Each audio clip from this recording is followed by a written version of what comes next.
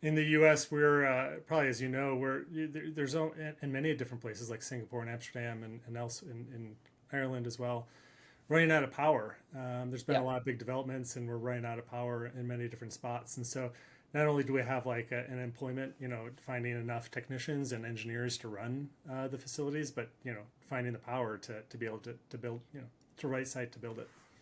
It's also interesting that it's the power piece, but it's also the network infrastructure being the power network infrastructure around it. We're seeing that there's been a restriction in certain parts of the world where they go, you've been taking what we'll call 11 kV or residential incoming power, and then they're shutting that down, saying, look, people still need to live. We still need to build homes for the next 10 to 15 to 25 years or 40 years, and you're grabbing all of that for one building to support cloud.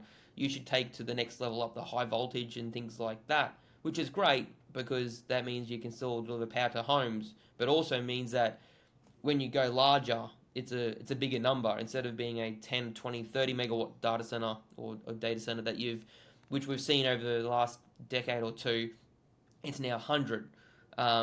There's a I was in Cannes the other week for Data Cloud and ran into Jared Appleby. And Jared's a very smart cookie when you ask for intelligent people.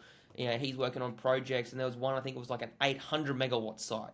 There's a Quinbrook in Australia. They're looking to build close to another 800 megawatt site in where I live in Queensland. So, these sites have gone 10, 20, 50 fold from what they have been previously because they can get more power because they're going up closer to the high voltage or the generation, or they're generating their own, but just means that the power allocations disappear a lot quicker.